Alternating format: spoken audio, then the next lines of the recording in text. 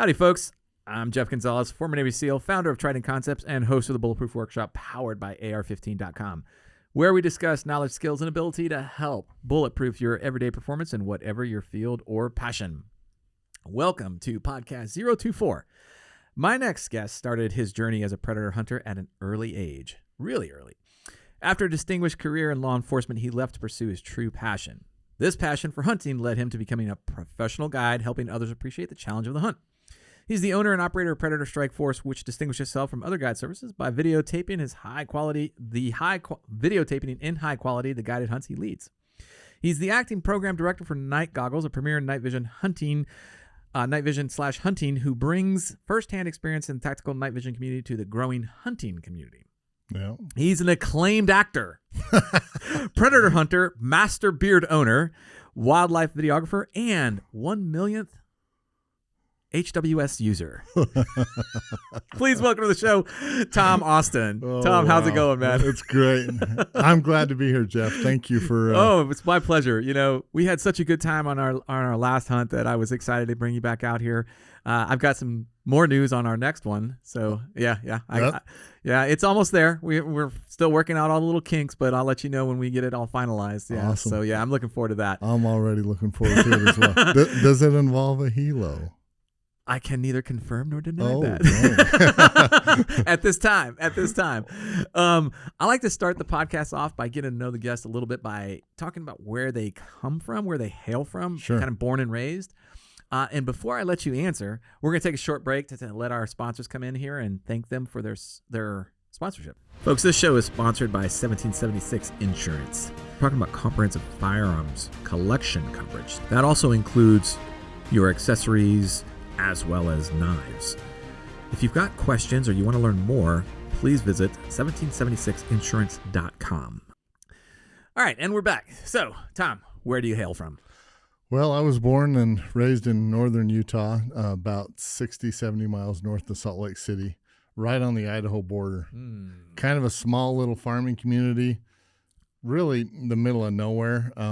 There's not a whole lot going on there, but it gave me the opportunity to grow up hunting, fishing, loving every day, you know, and I've traveled all over the world. I've lived in several different states. I've lived in a few different countries, but I still consider northern Utah home. Nice. Yeah. It's a beautiful place. I mean, especially that part. That is just right on the border of Idaho. It's gorgeous. They're good people too. Oh yeah. I mean, that's the other nice part to it, is that it's remote enough to where you still have those kind of core values, those old school values of sorts. So, you know, when I was young, I always thought I can't wait to get away from here. And the older I get, the more I realize that that's really where I want to be. You know, that's where I want to raise a family. Oh my God. And as I traveled, I realized that Utah is that's the place for me, you know. So it's so funny to hear you say that. I remember when I left for the Navy, it almost was exactly 20 years that I returned back to the state of Texas. Yeah. And during my time, I just kind of forgot about it. You know, I'm so busy doing everything, traveling all over, doing God's work. And all of a sudden, when we came back here to do house hunting, I was like, oh my God, I miss this place so much. And like within the first 30 days, I was dealing with like homesick withdrawals, you know, like I'm like, oh my God, I miss this so much. Barbecue. Oh, look at the hill country. Oh my God, I can't believe it. You know, so it was like, it took some time before it kind of like settled down, and I was like, I'm home, you know? So I can totally appreciate that. That's a good feeling to be kind of where you feel like you belong. Right. Yeah. I love that. So you mentioned that your childhood was the kind that, you know, novels are written about, like growing up and being outdoors and just doing everything you possibly could in the outdoor, you know, like how young were you when you really got involved in hunting? Well, I mean, ever since I can remember, Really? it was part of my life. I kind of had this Huck Finn, Jeremiah Johnson upbringing, you know, and my dad actually put himself through college hunting coyotes and bobcats and stuff. Yeah. Wow. So like the late 70s, early 80s, that was the big fur boom. Yeah. Russia was buying furs to make all sorts of different garments. Yeah. And so they were high fur prices. Yeah. Low gas prices.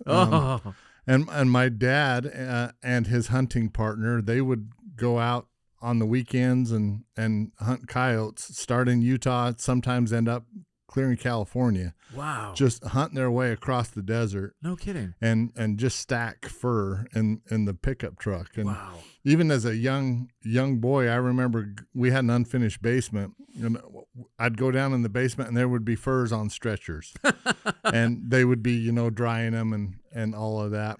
And then he would pay for our Christmas every year, and he paid for his college tuition with it.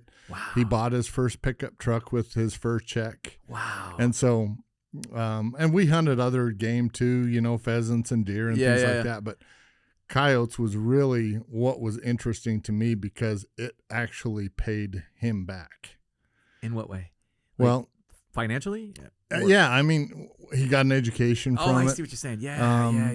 And we had I did not grow up, spoon fed. Like we were pretty, I wouldn't say poor. Yeah. But very, very lower middle class. Gotcha. And we had what we needed, but nothing was frivolous. Yeah. I don't think my dad ever drove a truck that was 20 years newer. Yeah. It was always something old. Yeah. And so I really learned to appreciate, that he could go out and hunt coyotes and make money from it. Yeah. So when you started at a really young age, like, what was like your fondest memory of childhood? What was it? The early part of the hunting period, or when did that kind of like? Yeah, my first coyote hunting experience. I was 7 years old. Wow. And we would always go out on Black Friday. Mom would stay home and decorate the Christmas tree and, and get the house ready for Christmas. Yeah. And the boys would leave and we'd go hunt. Nice. And the first year that I was able to actually carry a gun, I was 7, and my dad said, "Do you want to shoot this year?" And I'm like, "Absolutely." Nice. So I borrowed a lever action 30-30 from my granddad, and we went out. My dad pointed where to sit, in the snow, and I sat down, and he said, "Be ready. It's going to happen fast." And he starts blowing an old hand call, like an old wooden, a wooden hand call, sound like a baby crying. Yeah. And I was like, "What is this?" And sure enough, a coyote comes loping over the hill and turns broadside 30 yards in front of me, and I smoked it. Wow. And from that moment on, I was like, "This is freaking awesome. This is what I want to do," Oh, so in like so many people, I try to circle back to their childhood and like what happened in your childhood that put you on the path that you're on now. Right. And that was like definitive mark on your path. It was like, boom, here it is. That shit was neon for me. There was no way that I could ignore it, Awesome. So after you got the taste of that, the rest of your childhood was similar in that sense? Actually, no. Really? Something changed for me. Yeah. Uh-oh. Girls? Well, chasing coyotes was a big thing, but chasing tail was another thing. It's another predator type hunt. Yeah, and that was obviously a passion for me too. For sure. But when I was 21 years old, I got a phone call from my older brother, and he called in for me that my dad had been killed in an industrial accident. Oh no! And even though I was an adult, I still felt like a child learning that my dad had been killed. Oh, I can't even imagine, yeah. And it was hard for me to hunt at that point. Yeah.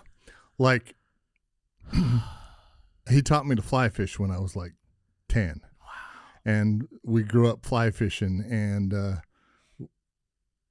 it was hard for me to get back, in the woods and fish and hunt and do those things because I missed him so much. Yeah. And it took me a few years to kind of get my head straight, and I always thought Dad would be around, And he was only 47 years old, so it was a shock to me. Yeah, that's young. And my siblings, and of course my mom, but once I got my head straight, I thought Dad would want me to be fly fishing. Dad would want me to be coyote hunting. I need to get back to my roots. Yes. And so I started to go back and hunt. And I realized at that moment that I didn't know shit about coyote hunting. Like, I had always just counted on him. Yeah. He did everything almost. Yeah, he had a pair of wooden dowels that he lashed together with some leather that he used as shooting sticks. Wow. And when we would walk to a spot, he would point with his shooting sticks where he wants me to sit, and I would sit down, and he'd tell me which direction to watch, and he would make the sound with his game call, and play dying rabbit, and I would watch him call, and I was a trigger man. Yeah. But I didn't know shit about coyote hunting. Wow. I didn't realize that he was setting me, with something breaking up my outline so they didn't see me move. Wow. That he was sitting with the wind in our face so they didn't smell us. Wow. All those things. So I had to learn how to hunt coyotes. Wow. And it took me a little while. Like, I was calling in coyotes, but I wasn't killing anything. They were winding me. They were seeing me. They were, and I was just like, I should have paid attention. Well, it's so funny that you say that because, first of all, I can totally appreciate you just have this notion. I just had this conversation with one of my sons that you just assume that parents are going to always be around. Right. And you tend to take things for granted. In this case, absolutely just had this, this understanding that it's funny. You thought you knew more than you actually did until you realized, wow, I really don't know as much as I thought I knew about this art. So you really come to appreciate the finer details or the things that kind of go unnoticed. Yeah. And I think that's one of the reasons why parenting is challenging, is because if you're doing parenting right, you kind of do it where there's not a lot of, you don't really know that parenting is happening.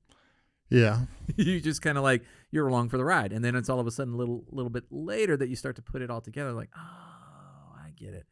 So I can totally appreciate that. The other thing too, I had a teammate who we used to do things together all the time. Mm-hmm. And he passed away. And after that activity became something that I just abstained from.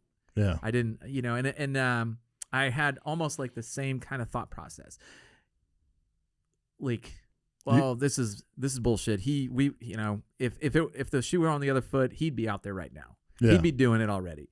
So he probably would have hated it, but he would have done it. Exactly. And that's exactly how I looked at it. It's like he would have done it because it would have been an opportunity to spend, he can reflect back on the times that we did spend together out there. So it's so funny to hear you say that because I don't know. It just took me, I don't know how long it took me, and I also was busy with, deploying and killing shit and other things and stuff like that. So when I finally did come back to it, it took a while. And I was grateful that maybe it was a good break for me because when I came back, I had a greater appreciation for it. Sure. Yeah.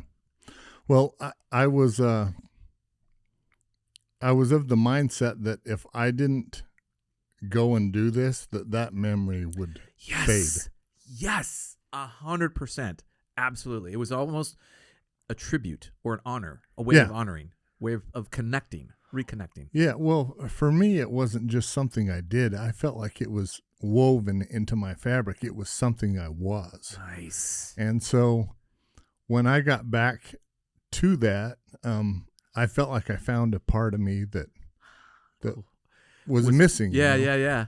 How was trying to, like, here you are in the early days slaying it, and then you come back afterwards, and now the struggle of trying to figure it all out.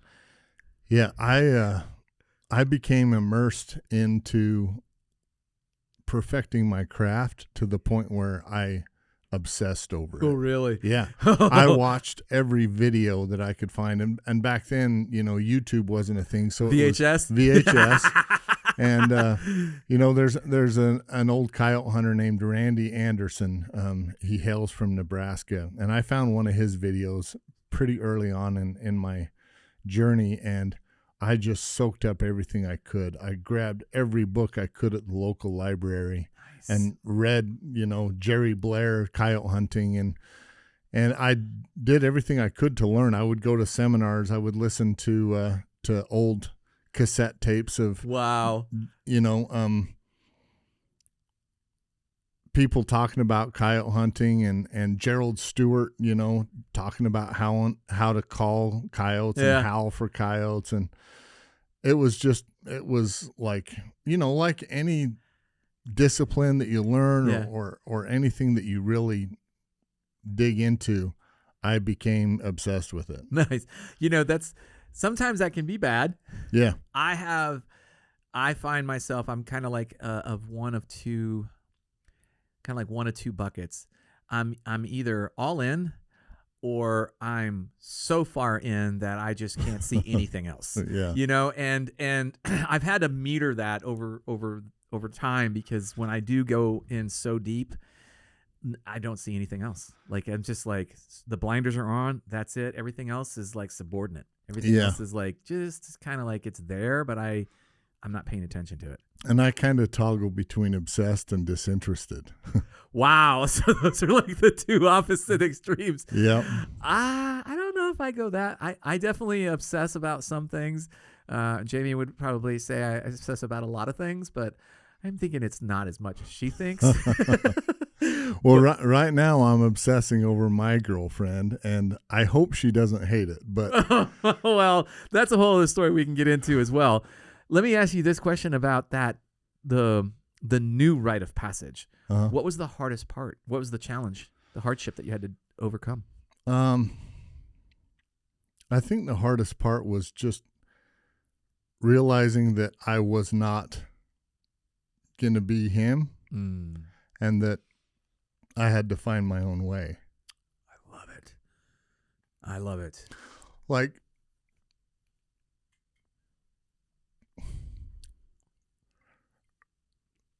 sorry for getting emotional, but brother, I'm sorry. I didn't mean to bring up these memories, but no, it's a part of who you are. Yeah. For me, my dad,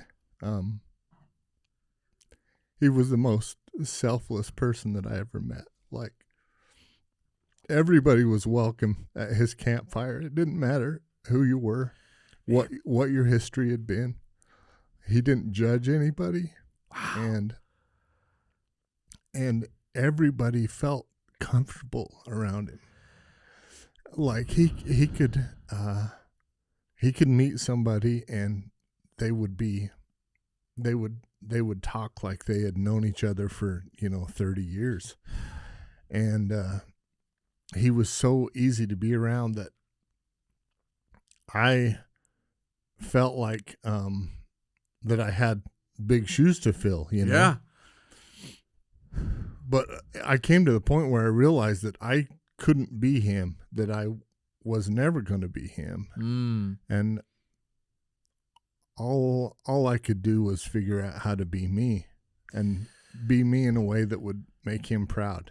100%. Which led me to police work, believe it or not. Yeah. When did that start? Well, so my dad was a volunteer fireman from as early as I can remember. And I come from a long line of fire service men. Yeah, my great-grandfather was the first fireman in the community where we grew up. Wow. He bought the first fire truck with his own money. Wow. And my great-grandpa and my grandfather both, started the fire department in their area. Holy shit, that is so cool. Yeah, he bought a 1923 LaFrance fire truck. Whoa. And totally outfitted it. He was a mechanic. Yeah. And so he totally outfitted it. And so my brothers are firefighters. Wow. Both of my brothers are firefighters. And so, like, I really wanted to be, public service of some sort, but I was so into guns that I'm like, how do I be a fireman and shoot stuff? And that's kind of hard. Yeah. A buddy came to me and he's like, hey, do you want to join the police academy? And I was like, hell yeah. And how old were you when that happened? I was 22, Oh, wow. almost 23 years old. Wow. Yeah. Yeah, you were a young buck. And so I'm like, yeah, I do. Let's do it. Nice. At the time, I didn't have like a career. I had, I've had like 100 different jobs. Yeah. Like all over the place. I I went to New York City. I lived in New York City and worked as a model when I was like in my late teens, early 20s. That's going to be awesome to hear. I went, I've been to France. I've been to Switzerland, and worked as a missionary for my church. And wow. I've done a bunch of different things. I moved to West Yellowstone when I was like 15 years old and did summer theater and worked in a shop that sold leather and went fly fishing on my days off. And, oh my God. So I've done a bunch of different stuff. And when my buddy came to me and said, "You want to join the police academy?" And I was just like, yeah, that's what I want to do.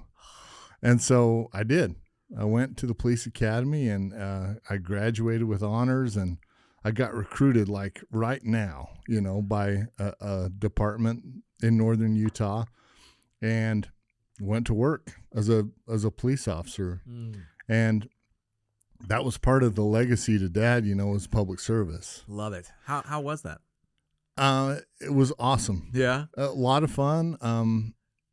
And it got pretty hairy at times too. Yeah. I worked my way up the chain of command pretty quick and got promoted to detective. Whoa. One of the youngest detective. I think I was the youngest detective on the department at the time. But, wow. And got promoted to a detective serving for the narcotics strike force as an undercover agent. Ooh.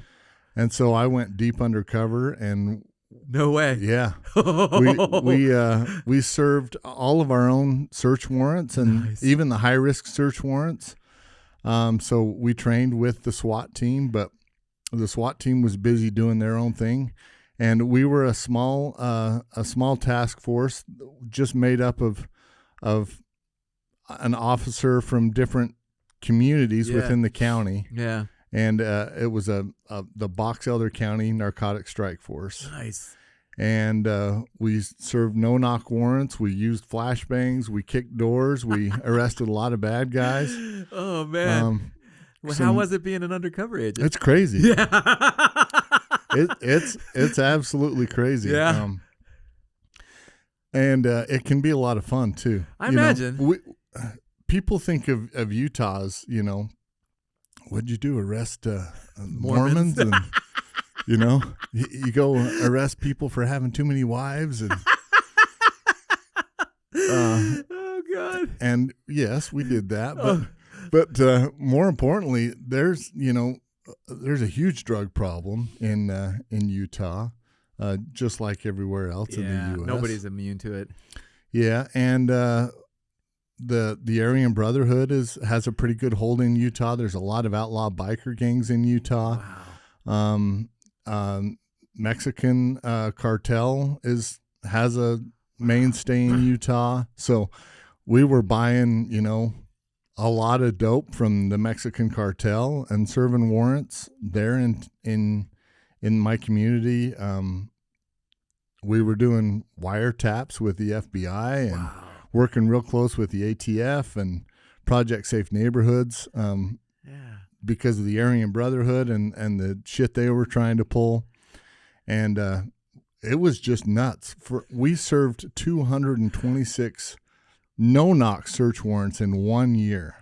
That's busy. Lot. That's a lot. We were busy. God, that is a lot. But we put a lot of people behind bars, and we did a lot of good. We saw a huge change in our community. It's worth it, man. It's all worth it then.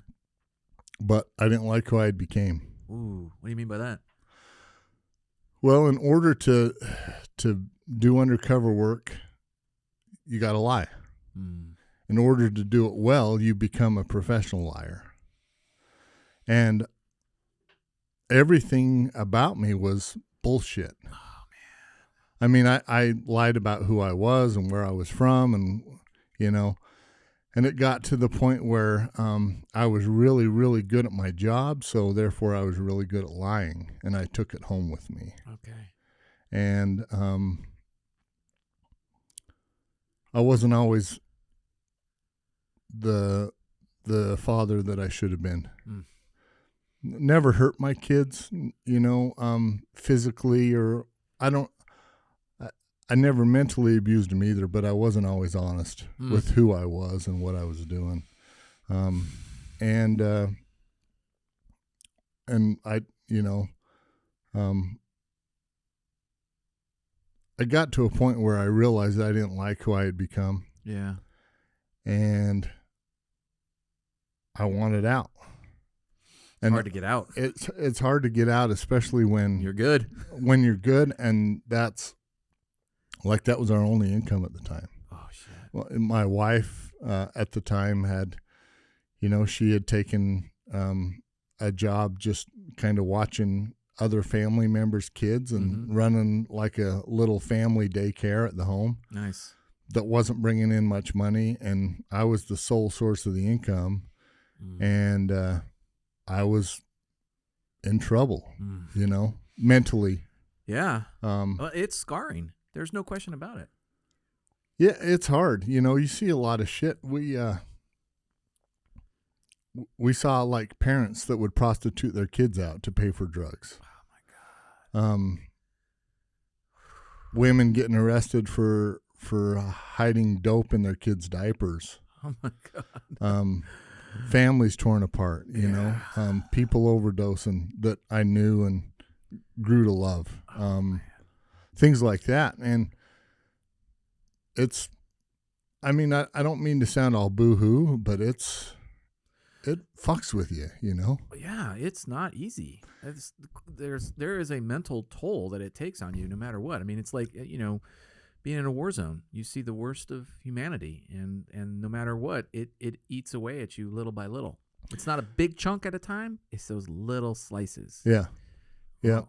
Death by 1,000 paper cuts. Yes. It's it's interesting because we look at the rose the community we live in with rose-colored glasses a lot of the time. We don't see all the bad stuff. Yeah, I know what you're saying. Yeah. But as I go down the street or down the aisle in a grocery store, I see people that I've arrested and people that I know too much about, and and houses that flop houses where we kick doors, or right after I left. My team went and served a warrant on a marijuana grow, and they tried like hell to get a no-knock warrant, and the judge denied it. Okay. Can't do a no-knock warrant. It's just marijuana. And they said, but with marijuana comes guns. And this guy was an ex-military guy growing marijuana, and they're like, he's been trained. He's not just going to let us walk in and arrest him. And the judge said, no propensity for violence there. Got to do a knock and announce. The knock and announce law at the time was you have to knock and announce 3 times. Police search warrant, open up 3 times. And on the 3rd time, they made entry into the door, and he was waiting at the end of a hall with a .45 and shot the team leader in the face. He took a .45 in the jaw. He lived, but the second guy through the door didn't. Oh my God. And had I not left, I'd have been on that warrant. And I probably would have been 1 or 2 through the door because I was. Yeah. I was usually either first or second through the door. And it really put things into perspective for me. So, like, I had a similar incident, and I remember I left. I stepped out from my job. Been pushing it really hard, and didn't know how to kind of throttle back. Didn't know how to pull back on the reins. The only way I knew how to do it was just step completely out of the roll, And when I did, my team had gone down to an area, and they were conducting some training operations. And during that training operations, the guy who replaced me was killed.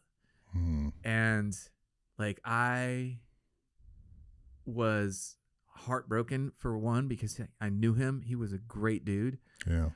But 2, I mean, I felt so much guilt and shame. I almost couldn't go to the funeral. I almost couldn't look my teammates in the eye. I was so distraught. I mean, and there were a couple of them that probably were a little grumpy, but there were some that were welcoming. And going to the funeral, I remember I felt alone for the first time being on a team. I felt alone. Yeah. So I completely can sympathize with that. And you know, I look back and I did the right thing for me at that point. You know, like I didn't, like all I had was full throttle.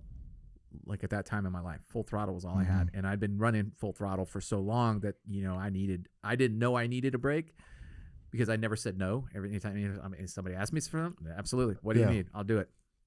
And so taking that break was great, but it came at a cost too. You know, I mean, who's to say that maybe you would have dodged left when, you know, the guy dodged right? You just never know.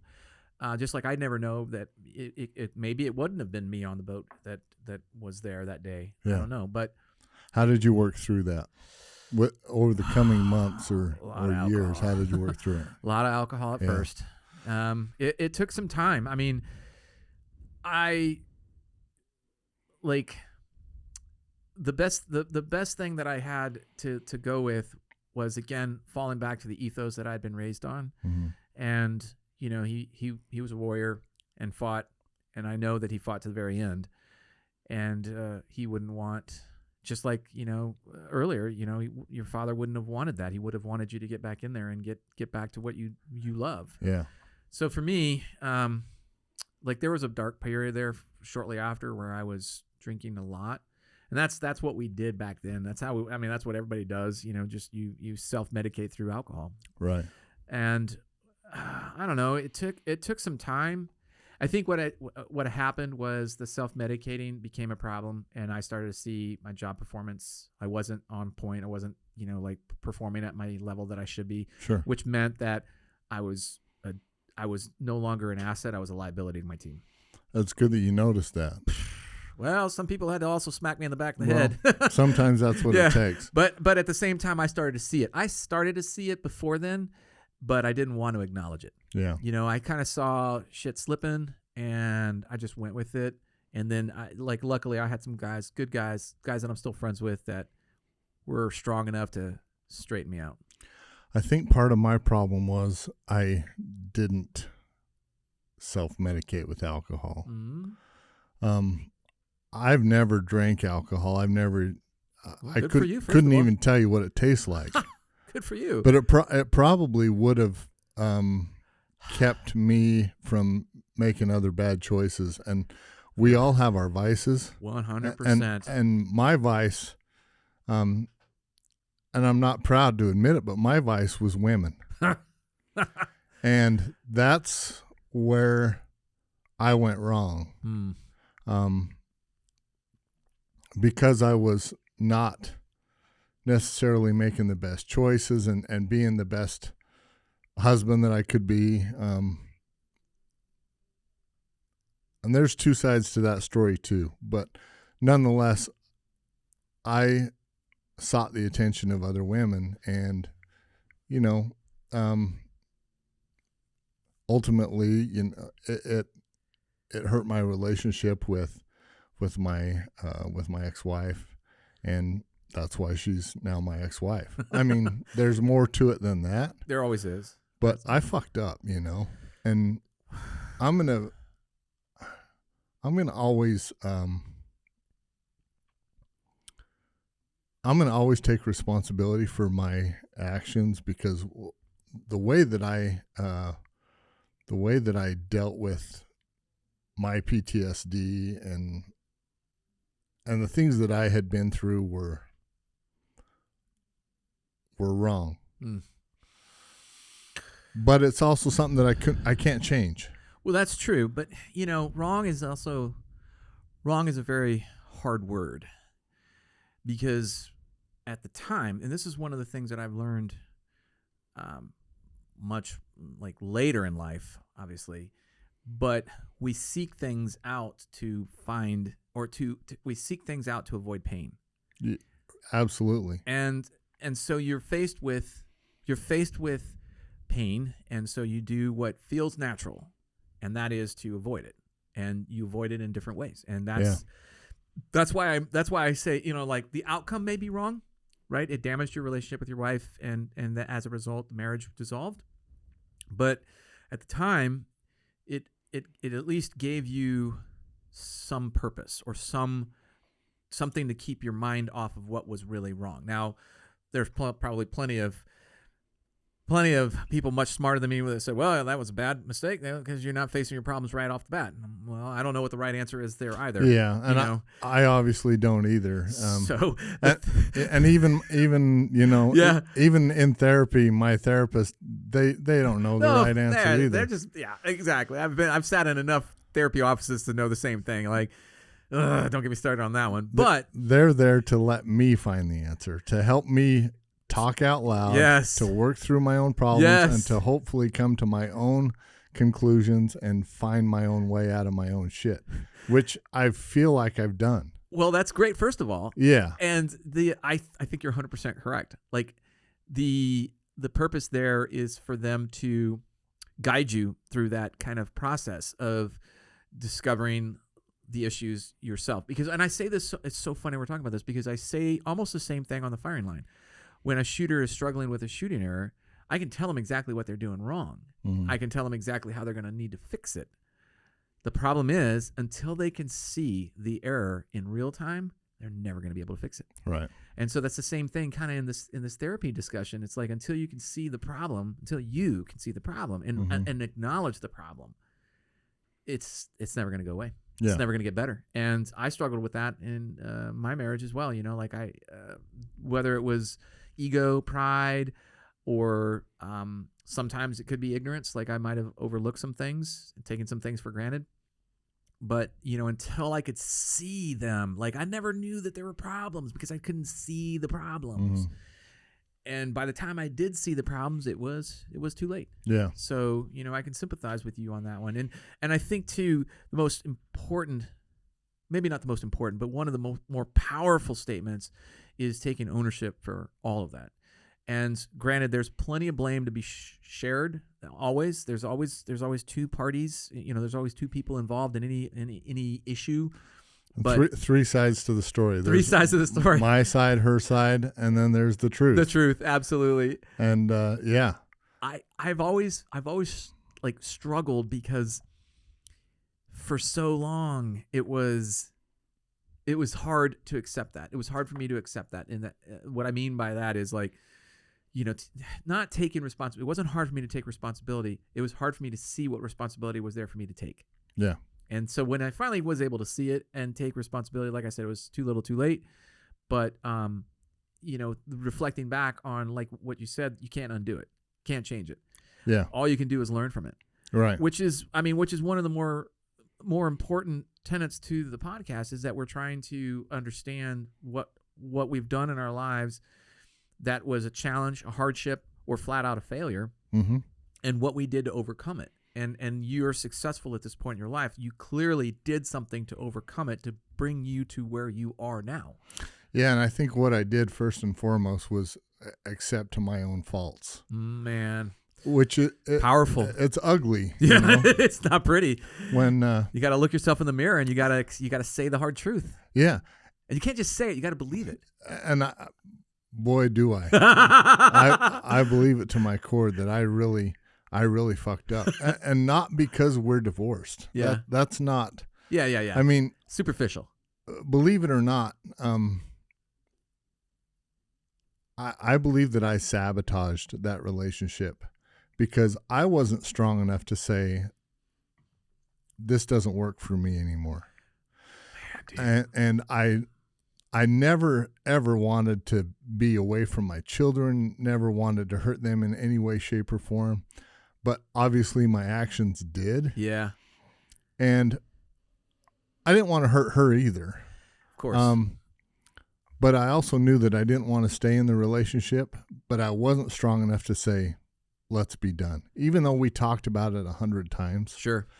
I know that. There were times when she was looking for apartments to move out, and a week later I'm like, did you find anything? And she's like, no, I'm gonna wait. And the next thing we know, we're back to the same old same talking again or whatever. And eventually I think I sabotaged it. And I hate the way that I did it. I don't regret being divorced from her because we were not right for each other anymore. We got married when we were young. I was 21. She was 19. Oh, wow. That is young. And you either grow together or you grow apart. And I truly felt like we grew apart. Wow. We didn't have our goals didn't align anymore. The one thing we had in common was the kids, and that was it. Man, I can so sympathize. And we talked so many times about, okay, let's get a divorce when this one graduates high school, or when that one, is out of this particular period of life. Yeah, totally. Because it was like always about the kids, and I did it the wrong way, but I did it my way. Well, unfortunately. Well, I mean, the thing about it is we can sit here and beat each other up about our choices and what happened and but ultimately that doesn't do us any good. It doesn't. And all it does is it just continues to beat us down. The only thing you can do is, again, own up to the mistakes, learn from those mistakes. I have found, I'm still not there, but I've found that trying to find a path towards forgiveness is helpful. Yeah. But I'm still not there. I'm very flawed in that area of my life. But I know the people that I hurt may never forgive me, but I know I've been forgiven. That's nice. That's a good way to look at it. Yeah. I wouldn't say I'm a religious person, but I have a very close relationship with God. Yeah.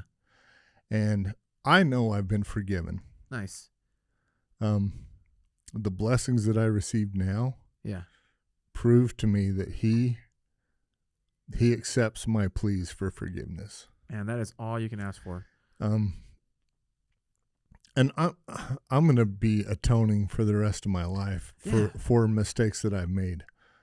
But I don't have to put myself in a corner of shame and let it eat at me day after day after day, because it will if you let it. Dude, and it's so easy to fall into that trap.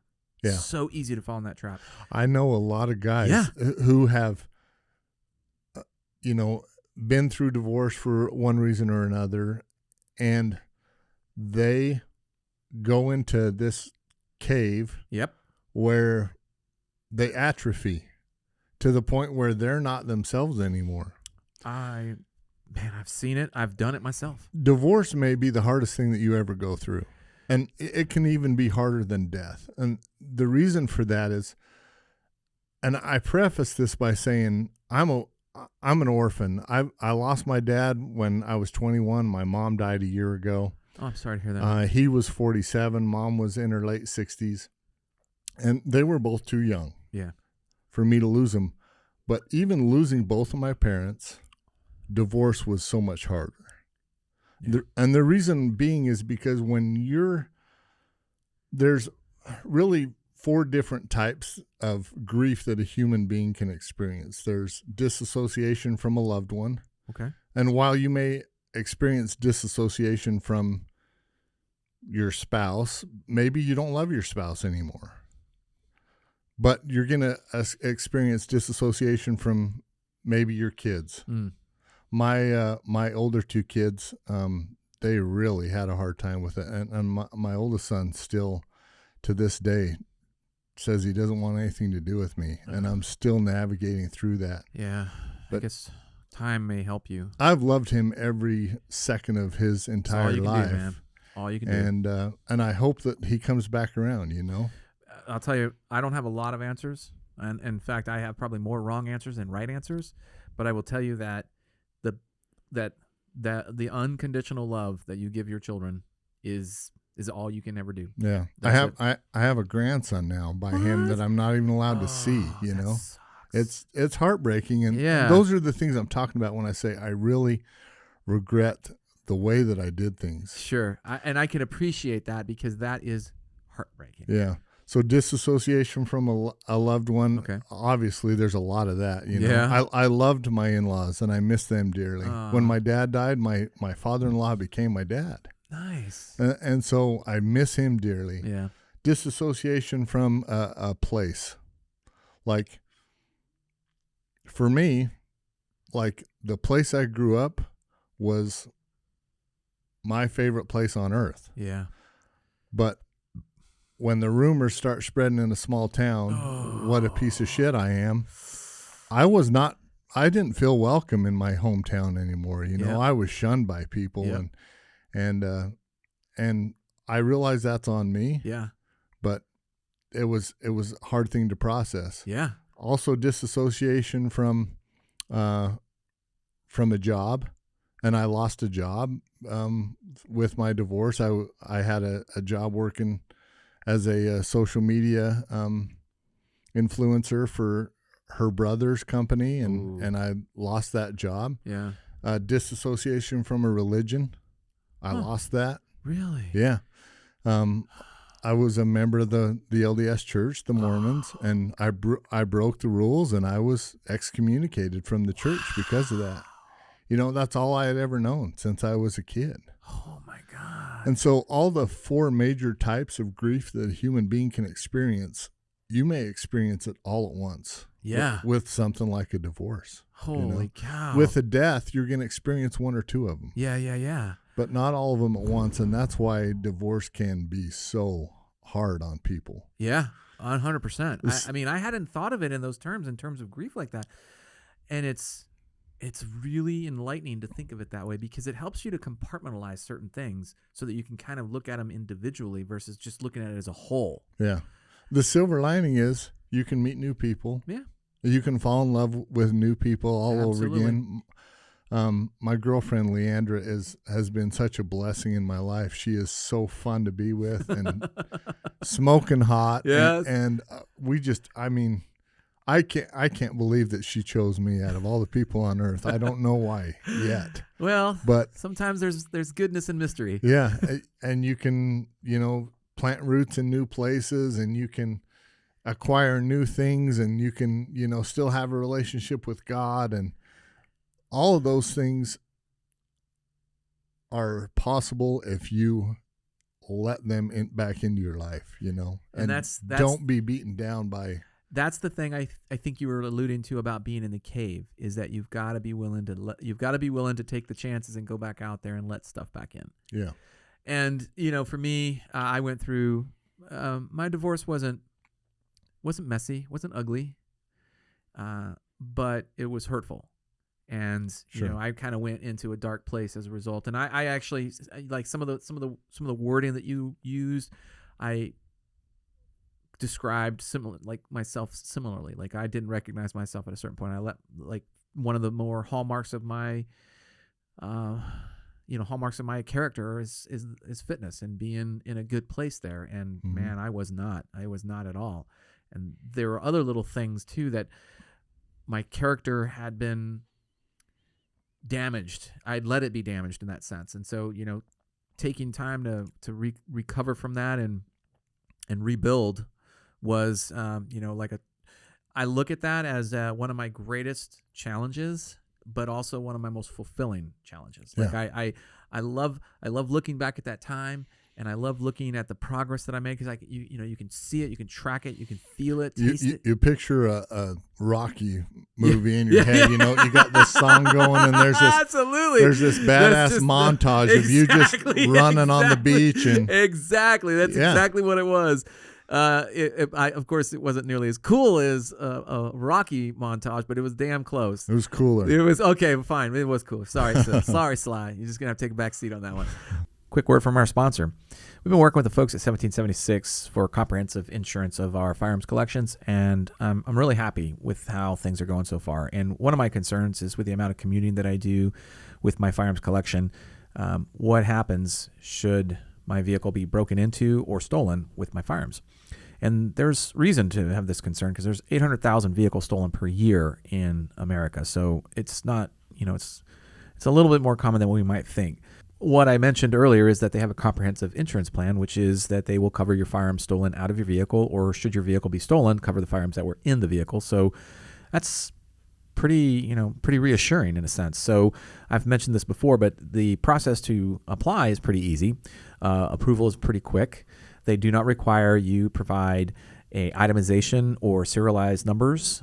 There's no appraisal or schedules that you have to provide. So really all you want to do is just make sure you have proof of ownership, and that's it. So if you want to learn more about the folks from 1776 and insuring your firearms collection, visit 1776insurance.com. So like you can kind of see the dominoes starting to fall, the hard life of being an undercover agent, then how that influenced your character in a way that you weren't happy with, how that then altered your lifestyle within the home, and then how that kind of created the beginning of your new journey. Yeah. But what kind of like, what was a fixed point on that horizon that you can recall? Like, okay, here I am. I'm going this way now. Well, when you hit rock bottom, for me, rock bottom was not the day that I moved out or the day that I got divorced. Rock bottom for me was the day that I realized that I had to make some serious changes in my own personality. Oh yeah. In my own life. I had to experience ego death. Ooh. Because I had an ego to the point where I justified me hurting other people and me hurting myself, because I was like of the opinion you got to put on your own oxygen mask first and fuck everything else, you know. Love that. And while it's important that you put on your own oxygen mask first, you can't ignore everybody else around you, you know. And so once I experienced ego death and realized that I needed to change and realized that I was not in a good place and I wasn't who I wanted to be, and that's when I met my girlfriend. And she was the most honest person that I have still ever met. Yeah. When she tells a story, she does not exaggerate. She doesn't fabricate. It literally happens to a T the way that she describes it. And that was so foreign to me and so new. Yes, of course. Because, you know, my mom was a romance writer. No way. And she wrote romance novels, and she bullshitted everything from like, I mean, yeah, you're a romance writer. That is exactly what that is. But everything in her life was exaggerated. It was played up. It was a production. For sure. You know. So that's what I grew up with. So that's what I did. Yeah. When I told a story around a campfire, it was so freaking embellished and far-fetched. Yeah. That and I just thought that was normal. Well, the problem is, if you can learn to separate it, that's great. But I couldn't. Like. I started to believe my bullshit and my stories. And the lies became memories, which never seemed like the reality. Never really happened, you know? Yeah, for sure. And when I met Leandra and she told it how it is and didn't embellish anything, I was like, wow, that's sexy. It was super attractive. For me to be with somebody that I knew would always tell the truth no matter what, even if the truth was hurtful. Yeah. And I wanted to be like her. That's awesome. I wanted to be truthful and honest to a fault. And, like I said, when I obsess about something, that's what I do. All in, baby. And it's not always glamorous either, because the truth sometimes hurts. Yeah. And I think that's probably why the relationship with my son isn't completely fixed yet, because I could roll over and say, you know, this is all on me and your mom had nothing to do with this. Yeah. But it's not true. Yeah. It's not. And I hope that he gets to a point where he knows that I love him and that I want to be a part of his life. I want to be in my grandson's life. And even though the truth isn't pretty, it's still the truth. Man, dude, I will tell you this. The message, it just has to be consistent with your son. It just has to be the same message over and over. And I've learned that with my sons as well. You know, wasn't always the best father. I don't blame not knowing how to be a father for some of my faults. When I look back, not knowing what to do as a father is not necessarily an excuse for not being a good father, because being a good father just means that you are consistent with your unconditional love. Right. That's it. And all the other things will work themselves out.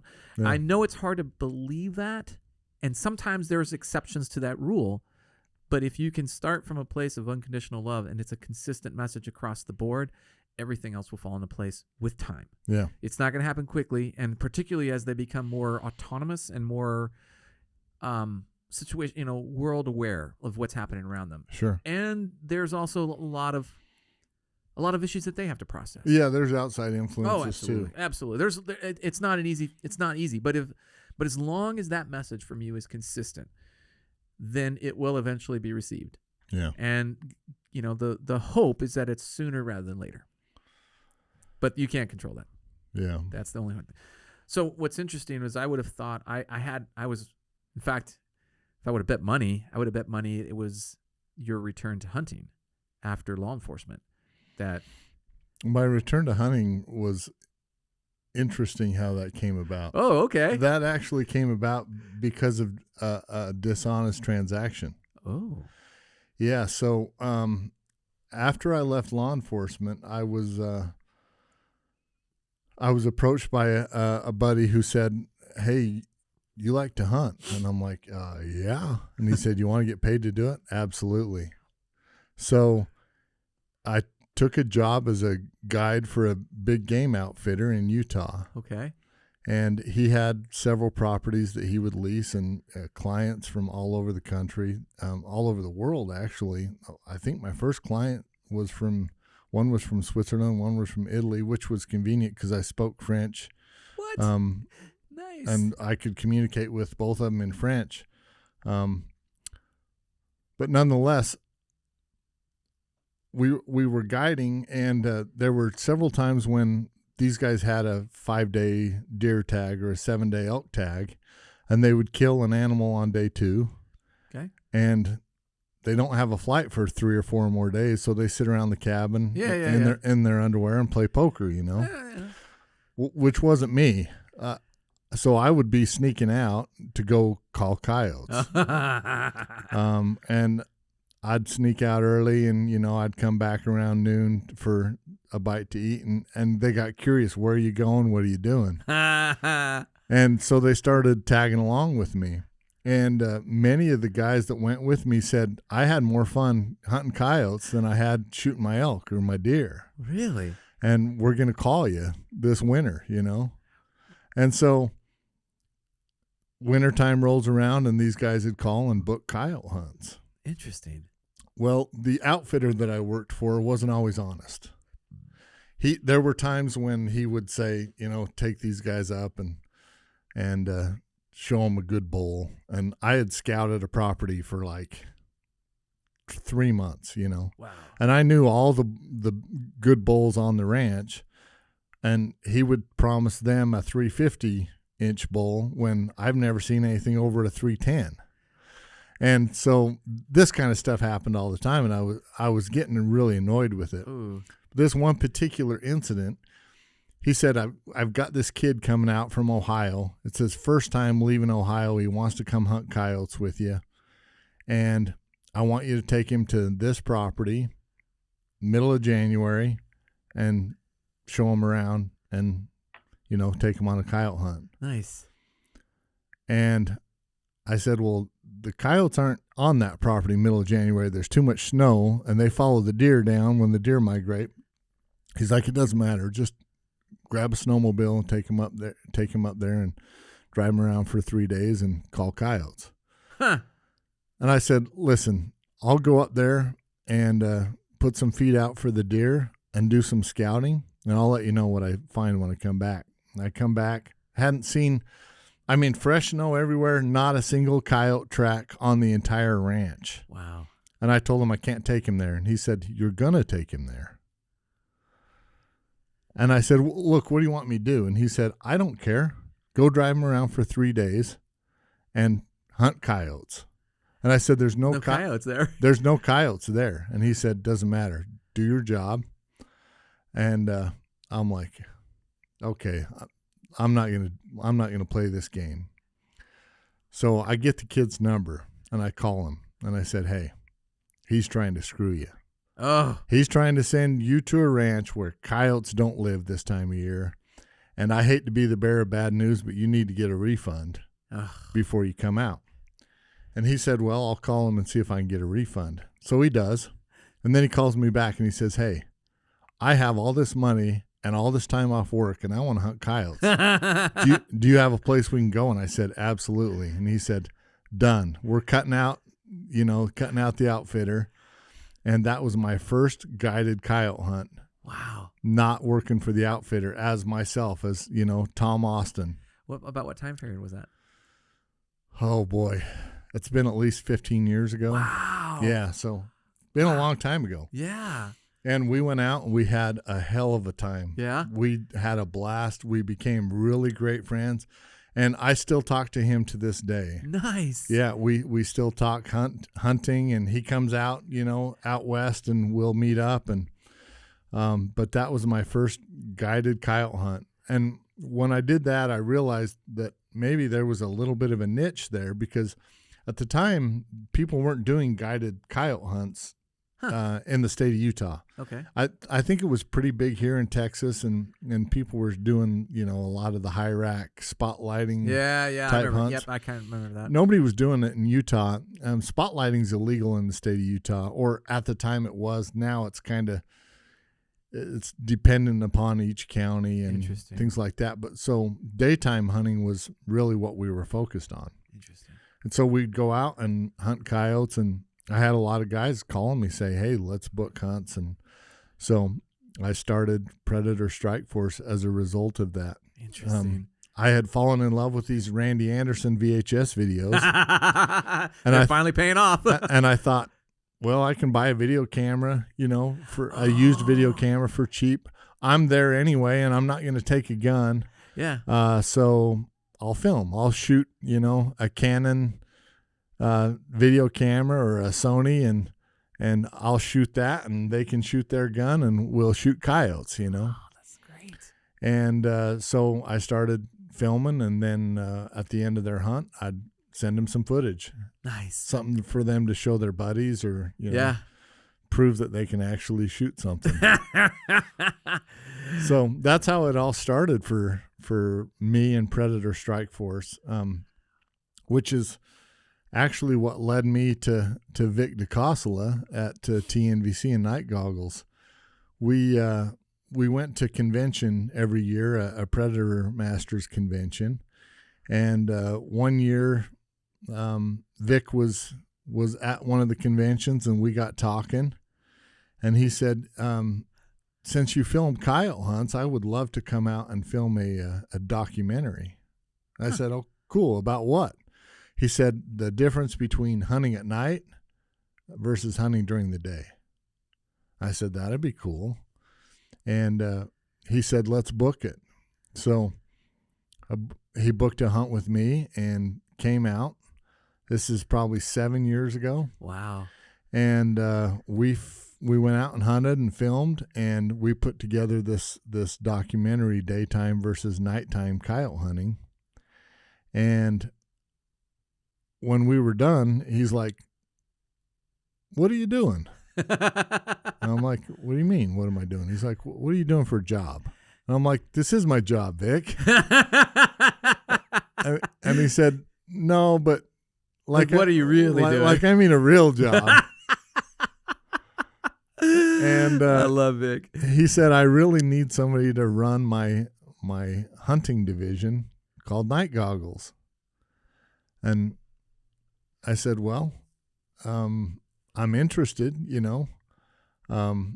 but I don't think you can make it worth my time. I really like what I do, and challenge accepted. Exactly.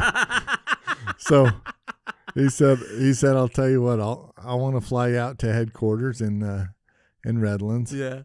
And let's talk. Well, that is way back in the day when they were still in California. Yeah. Well, the office is still there. That's true. I guess you're right. You're right. Headquarters is still there. Vic just defected to Nevada. Yeah. But he flew me out, and we had a great conversation, and he said, I'll have an offer, to you by the end of the week, and he did. Oh, wow. And at the time, I was actually teaching concealed firearms classes. Interesting. For the state of Utah, or like? Well, actually, so the Utah permit was good in like I remember that. That's 35, 36 states. Yeah, that's the one that you wanted because you got that reciprocity with so many. It was like you might have your home state LTC, but if you had the Utah one in addition, you had like 35 plus states that you were covered with. Some good range, and I was working for a company called Legal Heat. And they would send me all over the country. I taught concealed classes in 22 different states. Wow. And I've actually, I think I've taught over 100,000 students. Wow. Easy over 100,000. Because some of the classes had 300 people in them. What? Yeah. We would do like a Bass Pro Shops or a Cabela's. Oh my goodness. In like Hamburg, Pennsylvania, on a weekend, and get 200 or 300 people in there. It was just insane. That is crazy. Yeah, I mean they have people like stretched down the aisles, and they're sitting on the floor. They're pulling camping chairs out of the camping department, shit like that, just so people can have a seat. That's hilarious. But I was teaching these classes, and although the money was okay, I was getting burned out. One year I traveled, I think it was 191 days on the road. Dude, that's a lot. I mean, with kids at home. Yeah, that's not easy. Absolutely. I completely feel your pain there. Yeah, so when I wasn't hunting, I was doing that, and I was just like, felt like I was never home. Huh. And that's, what we do to try and make ends meet. Absolutely. But when he offered me a job and the money was right, and I knew that I could work from home from a remote office, I was like, done deal. Yeah. When do we start? Yeah. Yeah. And it's been a huge blessing because Vic is a great guy to work for. Absolutely. He's also become a very dear friend. Nice. And even more importantly, the staff, the camaraderie that I have with my colleagues. Yeah.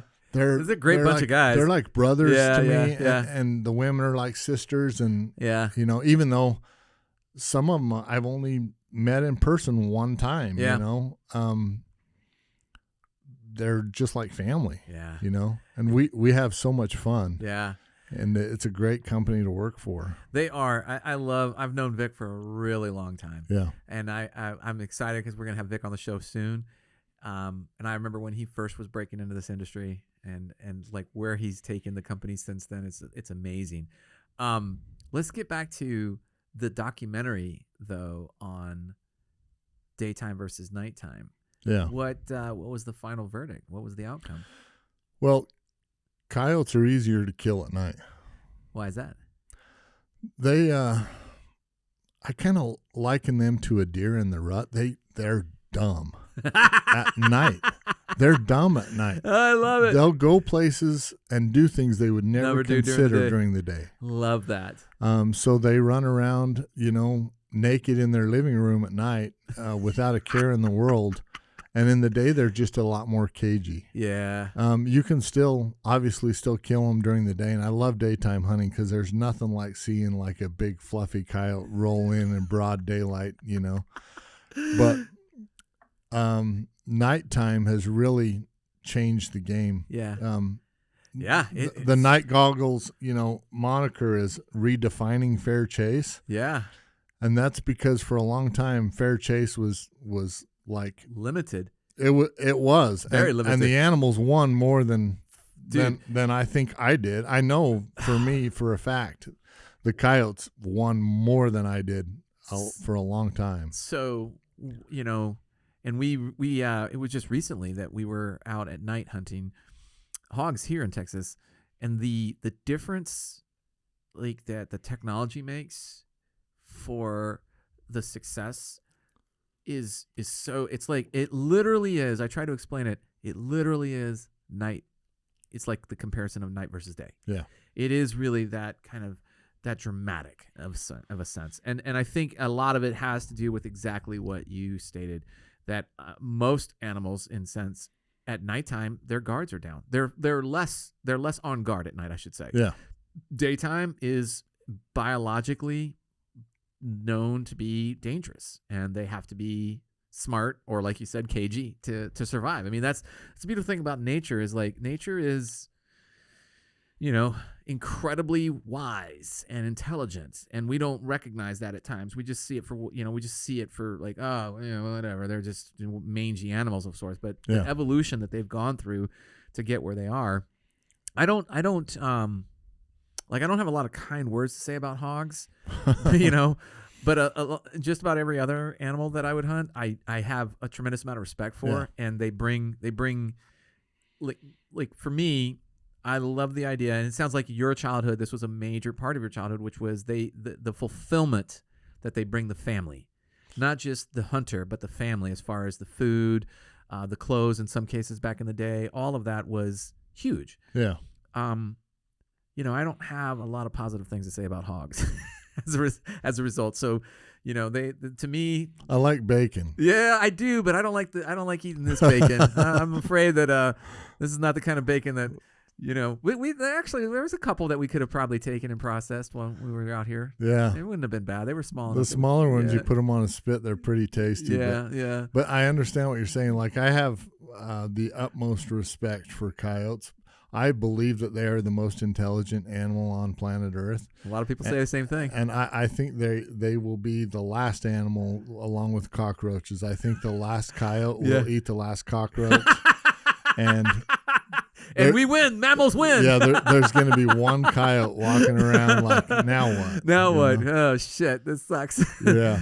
But it's the challenge for me is what is so intriguing about it, you know. So, and I think that's what also a lot of people may not appreciate, for one, but also may not even be aware of. Yeah. You know, even within the hunting world, you know, there's a varying degrees of hunters and varying degrees of game to go after, and everybody takes it on for their own reason. For me, it was cathartic. Being out in the woods and being in that mindset, it was very cathartic. I get that too. Yep, and I would take a weekend and I would drive up. When I lived in Virginia Beach, I'd drive up to Fort Pickett, and I would have the range control guys.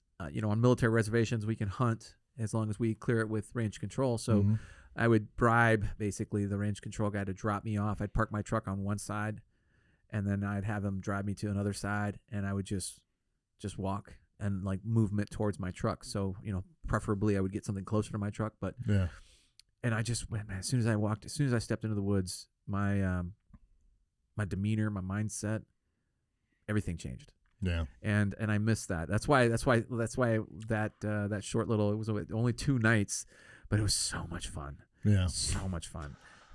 That's a good reason to hunt. I hunt a lot for conservation. Nobody does more for conservation than hunters. 100%. All the money that we spend for tags and licensing and stamps and all the bullshit fees they tack on, not to mention the purpose for hunting predators is.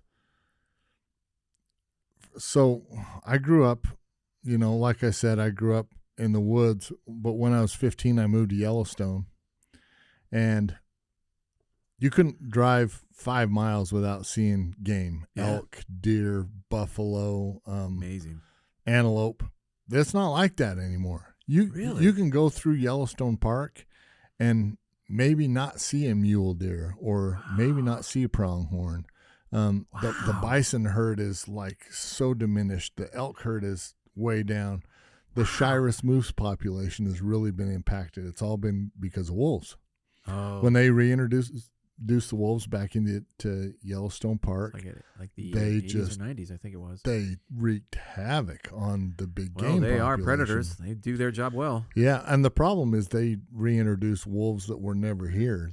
They reintroduced the gray wolf, and here we had a smaller version of the gray wolf that wasn't as strong, that didn't have as much stamina, and that wasn't near as aggressive. So we brought wolves in that don't belong here, and they've decimated the population. And just outside of Yellowstone Park, my family has a cabin. It's a beautiful place called Island Park, Idaho. And as a kid, game was abundant everywhere. And as I got to become a young adult, I realized that it was gone. Those days were gone. And it really pissed me off. And we were seeing more and more wolves, and they opened up a season in Idaho on gray wolves. And I was like, that's my new obsession. I am not going to shave a beard until I kill a wolf. Oh. And I went to work. Yeah. Learning everything I could about wolf hunting, screwing up, spending a ton of time out there, just working my butt off trying to kill a wolf. And had a bunch of close opportunities and called one in. I voice howled one in for my cousin, and he shot it. Oh. And go figure. Yeah, just things like that. It took me almost 8 years. 8? To kill a wolf. Wow. And I finally called in a black wolf. I called in a black wolf, and I stopped it a little too soon because my truck was behind me through the trees, but I was afraid this wolf was going to see my truck and leave. Bolt. So I stopped him, and as I squeezed the trigger, a shot broke on a branch right in front of it, like a pine bough.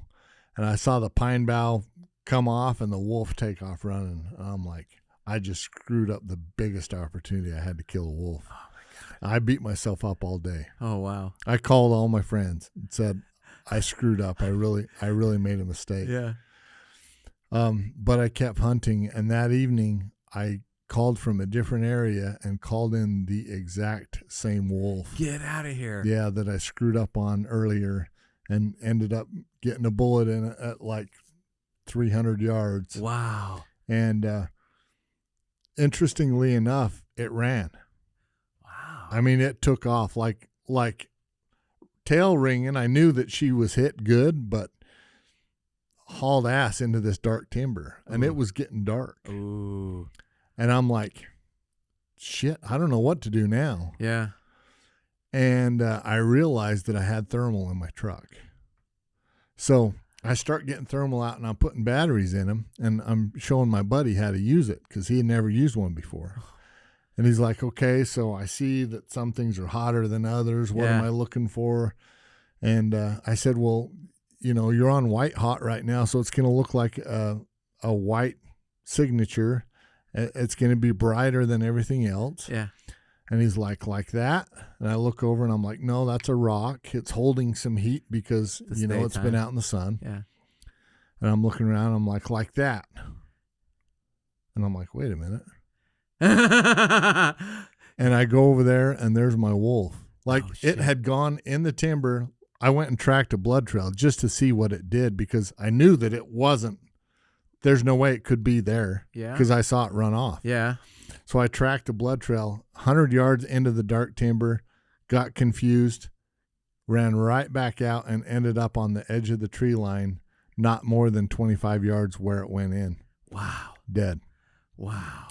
And so I had my wolf. I had thermal to thank for it. Yeah, yeah. And I shaved the beard. And I hated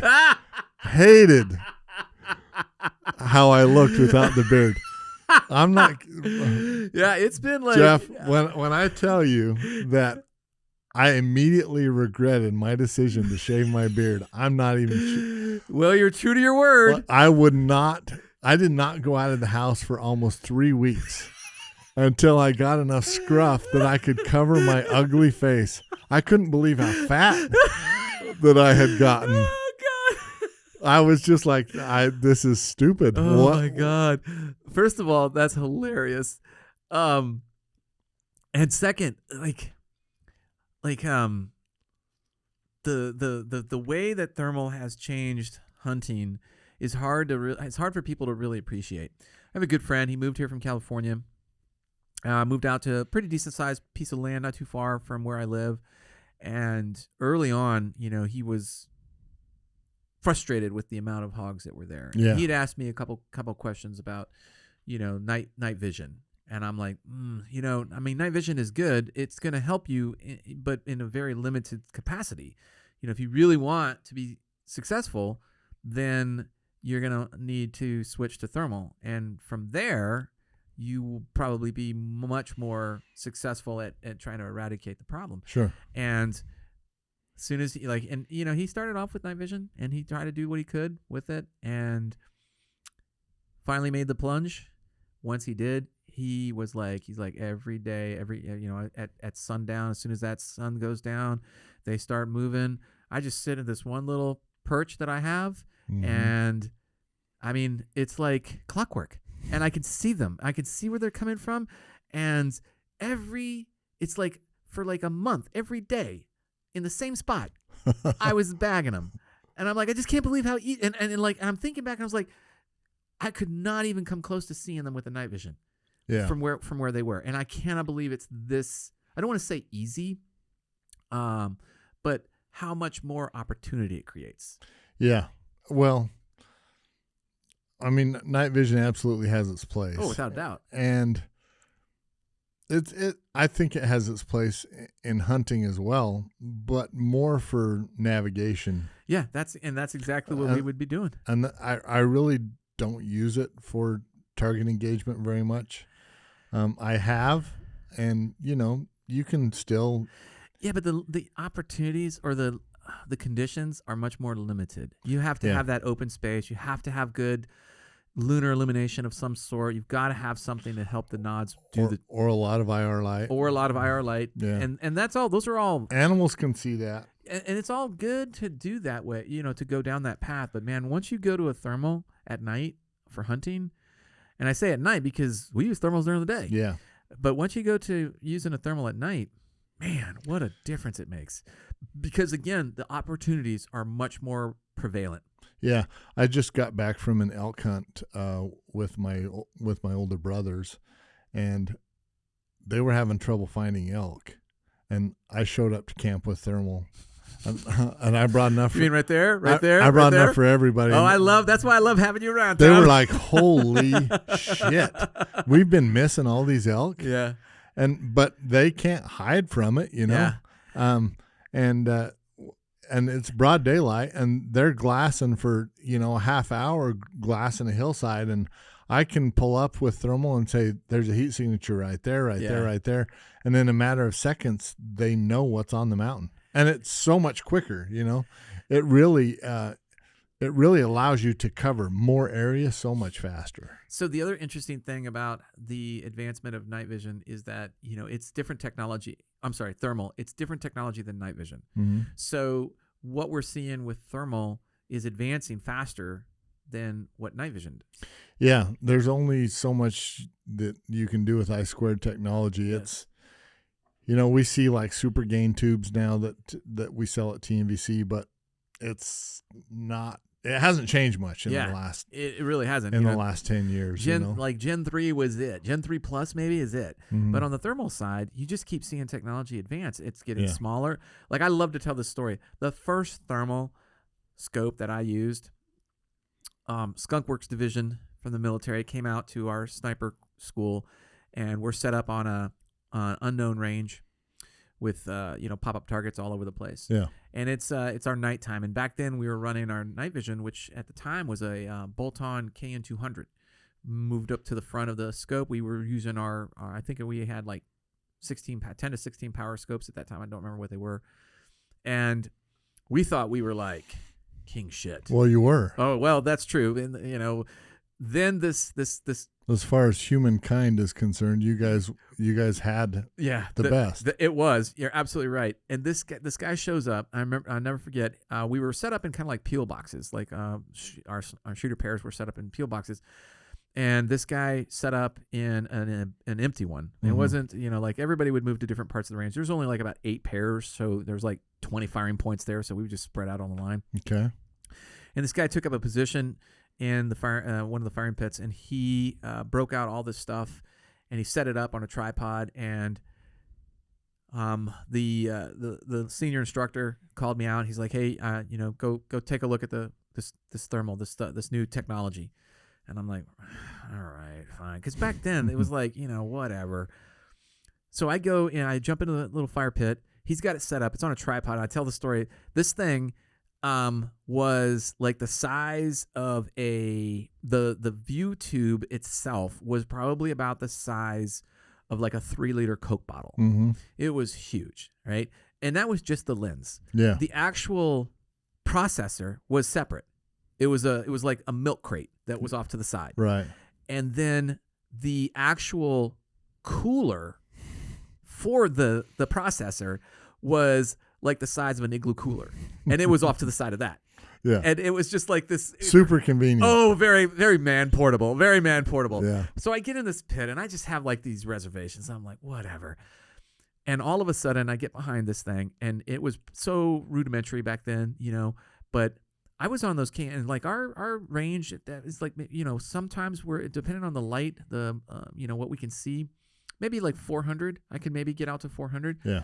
And the range that we had, the KD range, went all the way out to 8. So you could see the farthest little pit out there was like 800, but nobody could see it.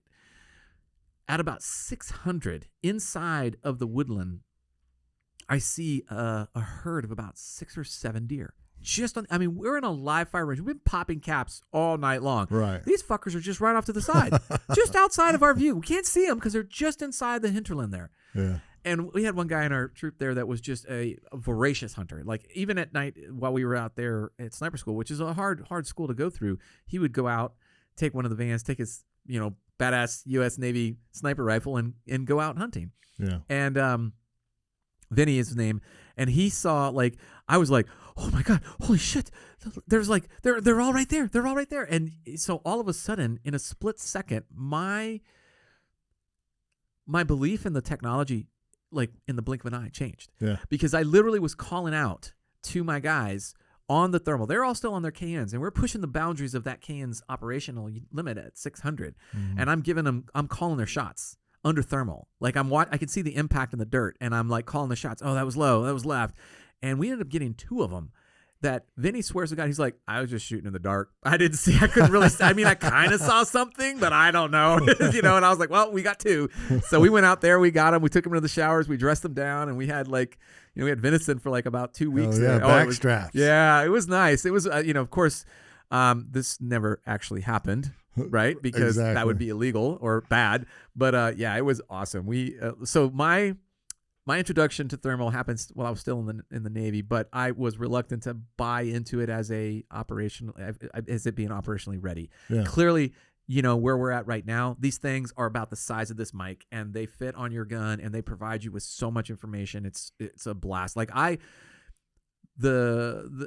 was it? Was it May that we went out? We were out here? May? It was hotter than hell. I think it was July. No, because it was hot. We had like 90 plus days of heat. So it rained, remember? Like it's only rained 3 times this year, so that does help narrow it down. But yeah, it was. I do remember that because it was like nice and muggy. No, I think it was July or August. It could have been. I can't recall, and it's this year is I can't believe we're almost at the end of the year. It's such a blur to me. It's such a blur. But playing with the technology that you brought out there was awesome. It was so much fun. How small, how portable, how powerful they are as far as like the imagery and the various, the various conditions that you can set, various programmable aspects that you can put in there. The fact that you can actually record what you're doing. Yeah. Like that was a great one. Like we got Paul's first kill on hunt. But right from the first person point of view, which is so cool. Yeah. So cool. So how has the hunting community taken to thermal? It's blown up. Yeah. It's exploded. Yeah. TNVC exists to provide the armed professional with the best gear possible. Right. Night goggles exist to provide the civilian, the layman, the blue collar guy, Yeah. with the best, most affordable gear that he can probably afford. Yeah. And it's blown up. Yeah. We started out, real small, and the industry has grown exponentially over the last 6 to 7 years that I've been here. Night hunting as a whole has just, and it's not just in the South where there's hogs. Of course. I sell so much thermal to people in North Dakota and Michigan and places like that just love to hunt coyotes. And you can use thermal now for wolves in Idaho and Montana. Wow. A lot of states allow you to use thermal for bobcats. Wow. I don't know of any place that allows you to use it for big game. Texas probably. I don't know. That's a good question. Like I'm wondering, maybe even on private property, but yeah, that could be that's a game changer a lot of times. But even if you're not hunting with it, have it mounted to a gun, it's great for all sorts of different things. We were spotting with it and drawing, basically vectoring in shooters to where game was. So yeah, the potential for it is amazing. Yeah, we sell thermal to a lot of overlanders, and preppers, and just housewives that want to know what the crap that sound was out their back porch. Yeah. I just sold a bunch of thermal to guys in Hawaii that are using them to kill rats.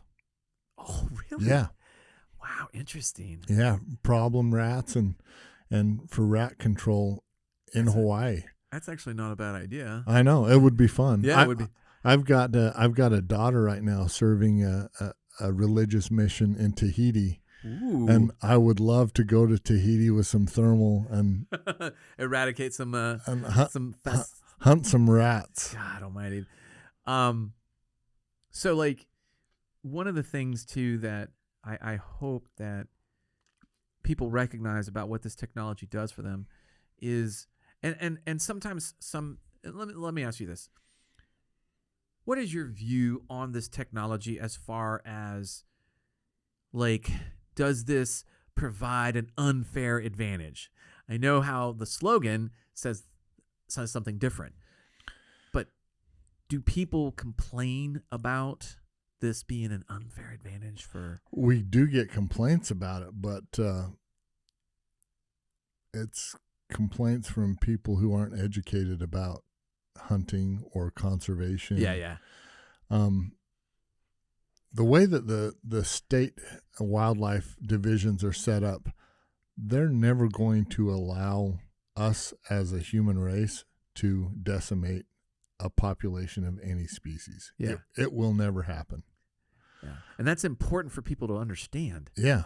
It's all controlled, and they have numbers. There are people who are paid to count deer. There are people who are paid to know, how many predators are in an area. And we will never be eradicating, species to the point of extinction. It won't ever happen. Yeah. If a species disappears, it's from disease or something like that. Wildfires. But even that is very rare anymore. Yeah. There's just so much conservation and so many experts in particular fields that it's not unfair. What we're doing is absolutely necessary, and it just creates more abundant wildlife populations and healthier wildlife populations. So, I think there's also a big misconception about when people hear hunters are conservationists. Mm-hmm.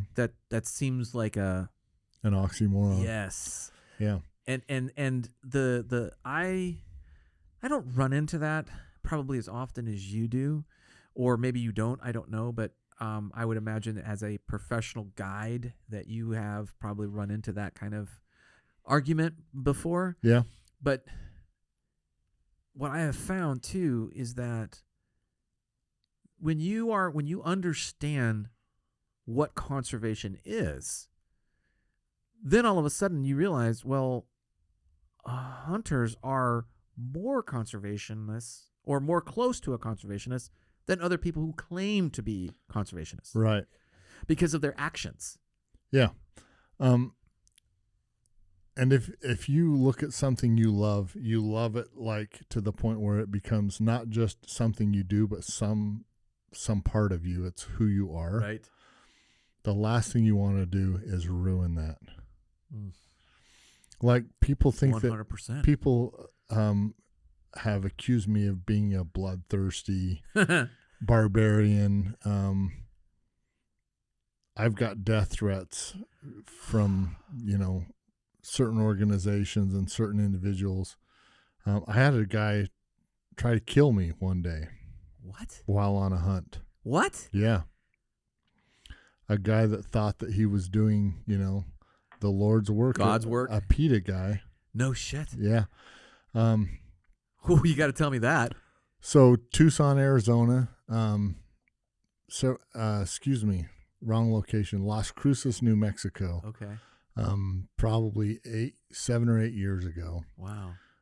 We were at the Predator Masters Convention, and they had a bunch of protesters show up from all over the state of New Mexico. People come from Texas and Arizona. They probably had 100 plus protesters out there picketing, chanting, Wow. and we got word that there was a guy that had been in the parking lot writing down license plates as, these hunters come in and out from the host hotel. Uh-huh. And my truck is very, very loud. It's camouflage. Yeah. It has a coyote on the side in crosshairs. It says Predator Strike Force on it. Yeah. So not much hiding there. I'm not flying under the radar by any means. No. Don't give a shit. I do what I do, you know. And anyway, so I'm out there with my brother and my buddy and a cousin, 4 of us. And we go out to this area. We're calling a dry creek bed for coyotes. We call in a couple coyotes. My brother misses because his turret was not on 0 when he looked at it, when he sat down. So what does he do? He hits over? He turns it to 0. Oh, no. But he didn't realize he was a rotation off. Oh. So he was a full rotation off and shot over this coyote. Oh, my God. And we were giving him shit about it. And as this is going on, I notice that this van pulls up to my truck. And a guy gets out and walks around my truck and gets back in the van and leaves. And I'm like, so are you guys like on the side of a road or something? We're near a road, but we're probably 300 yards. Okay, But okay. we can clearly see the main road. Yeah. And, my truck is parked right at a gate for the property that we're on. Okay. The last thing we want to do is pull in and spook things. And, Yeah, of course. Yeah. So we park away and I see this happen and I'm like, that was weird. Yeah, yeah. And my brother's like, yeah, they look like they were like casing your truck, like maybe they're going to steal some shit. Yeah, that's what I would have thought. Yeah. And so we're like, well, they left, And we're sitting there still razzing my brother about missing, and the van pulls up again. Same van. Same van.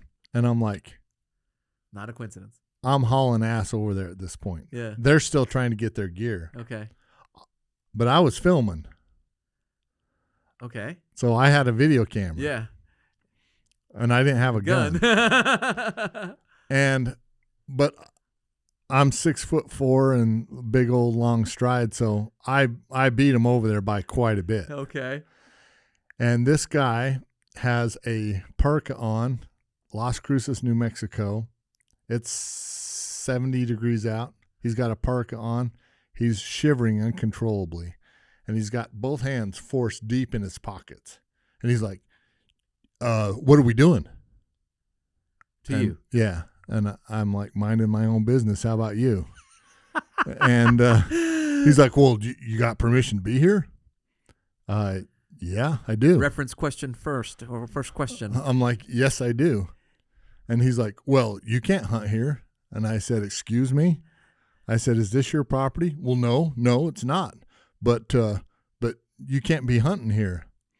And I said, we're on public property. And I happen to have a map that shows me I'm on public property. And this isn't any of your concern.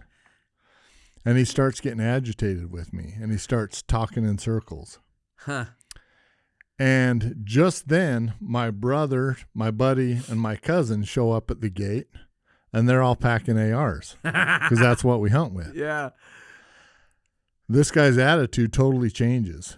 And he's like, oh, well, I was just making sure you weren't broke down or something. And You have a good day. Yeah, and he leaves.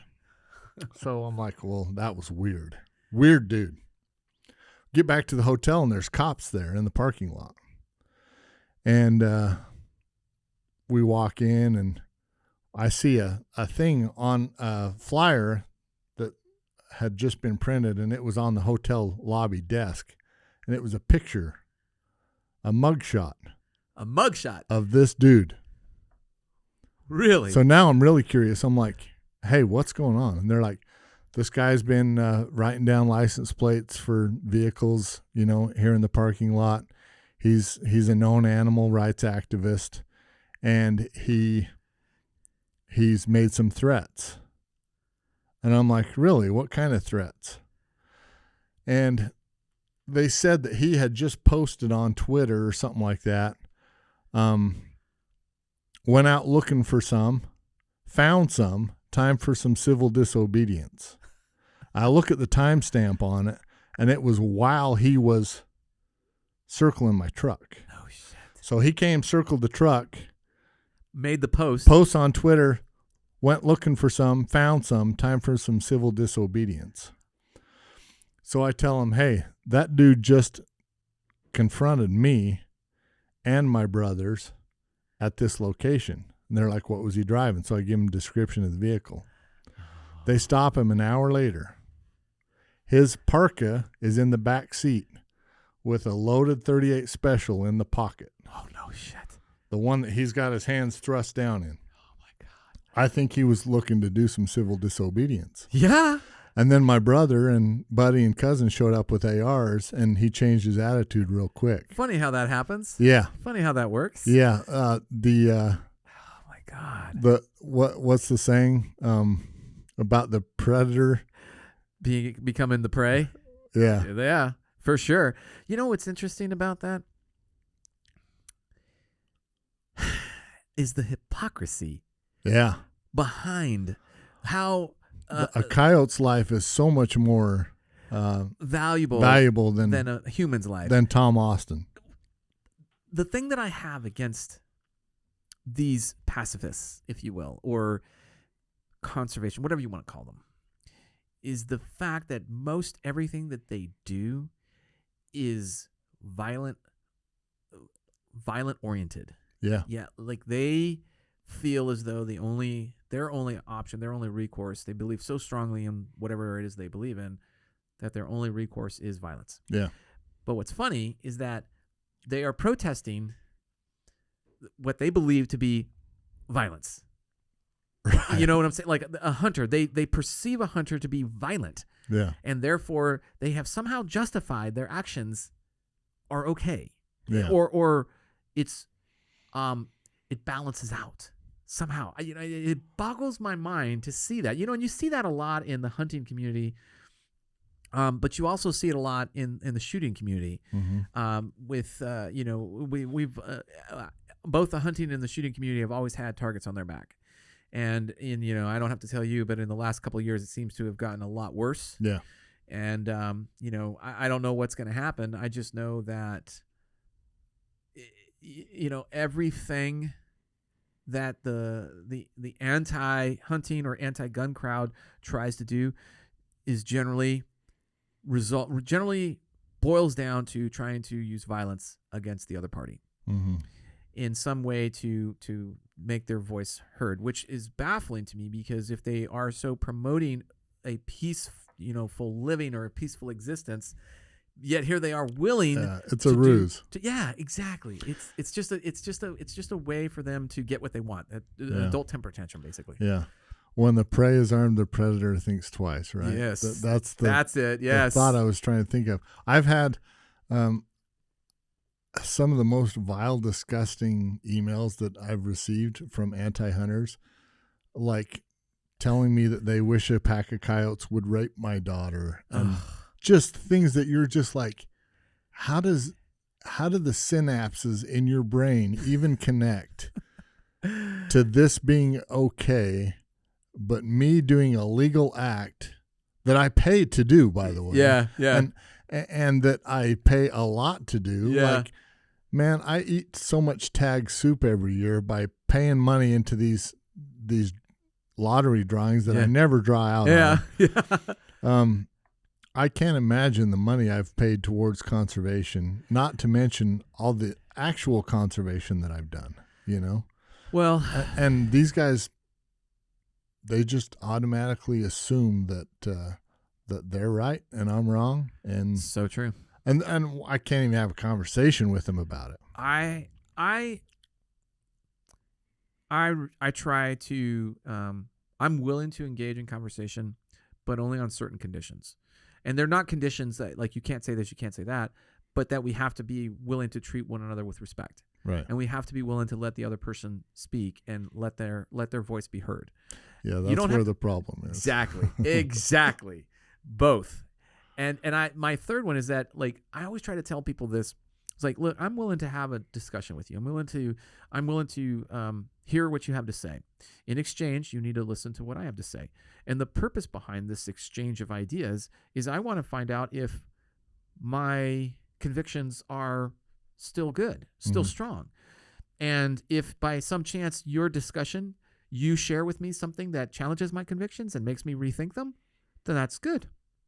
And I want that. Yeah. But if at the end of the conversation I listen to your whatever opinion, rhetoric you had, but it didn't change my conviction, well, that's good too, because that reinforces that I am still on the right path. So I willingly will have those discussions. But like I said, and I tell people this from the beginning, you have to be willing to acknowledge that you could be wrong. Yeah. If you're not willing to sit across the table from me and say, you know what, I could be wrong, let me hear what you have to say, because it's either going to validate that I am wrong or it's going to validate that I am right. Yeah, I feel like I can learn something from everybody, and it may be as simple as me learning that I'm right. Or reinforcing that my beliefs are in the right, that I am still in my beliefs in the right space that I need to be in. Yeah. And time changes people, and maybe that'll change at some point, but for now I don't see it. I don't see that at all. Let me ask you this. We talked about it a little bit, but I like to ask this question pointedly because it tends to get I like the discussion, which is, how do you deal with failure?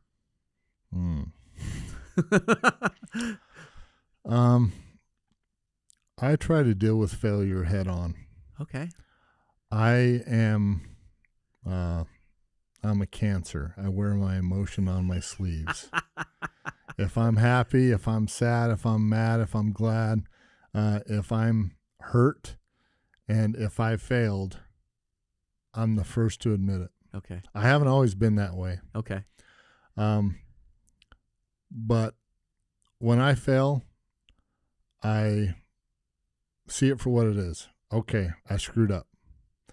I did this wrong, or I had this wrong approach, or I should have done more research. I should have trained better. I should have gained more perspective. And then I do my best to correct it. Okay. And when I try to correct something, I wholeheartedly try to see how my failure not necessarily could have been avoided, but how I can make it a message. Like, I believe my mess is my message, and I've had a lot of messes over the years. But if I can help somebody avoid the same pitfalls that I've been accustomed to, or if I can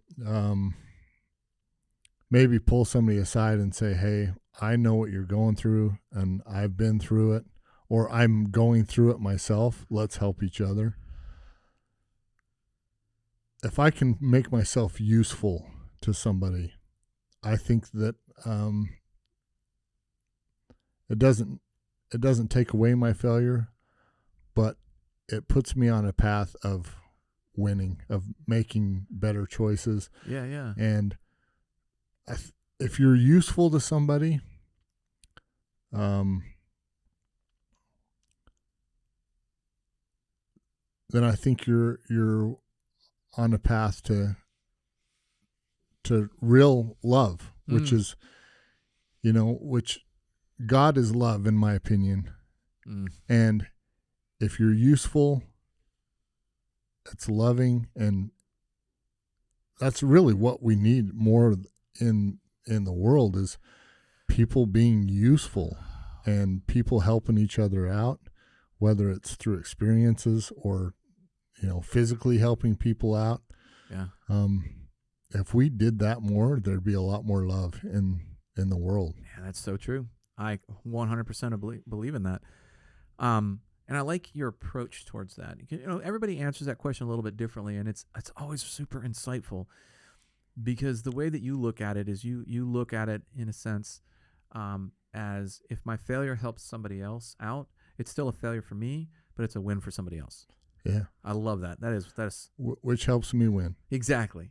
Ultimately. Because I think when the day comes that I meet my maker. Yeah. And he looks me in the eye, he's going to say, what have you done? Yeah. What have you done to help people? Yeah. And I can say, well, I screwed this up really bad. Yeah. And I tried to help this person not do the same thing, or, you can't take back what you've done. Sure. No matter how much you want to. That's right.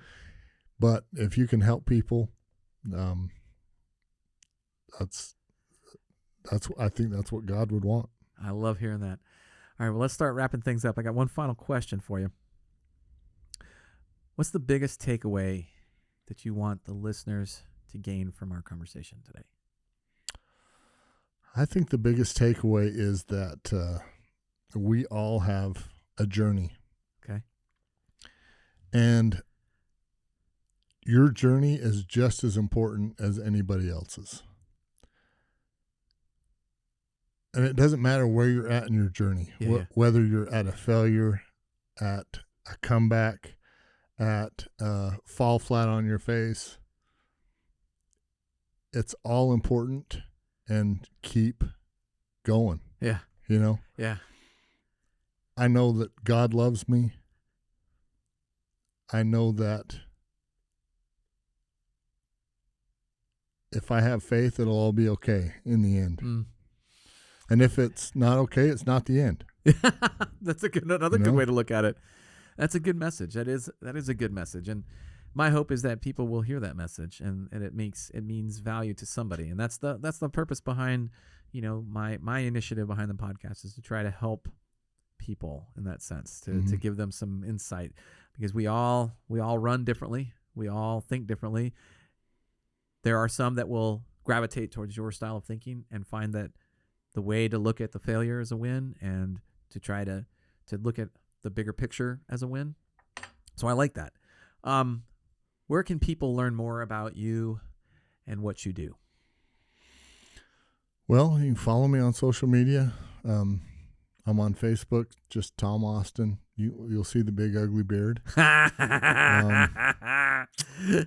got a couple different Instagram pages. Predator Strike Force is my hunting page. I'm also way into cars and stuff like that. Yeah, you are. Yeah. I have one there that you can find your way to as well. It's called Austin Auto Design.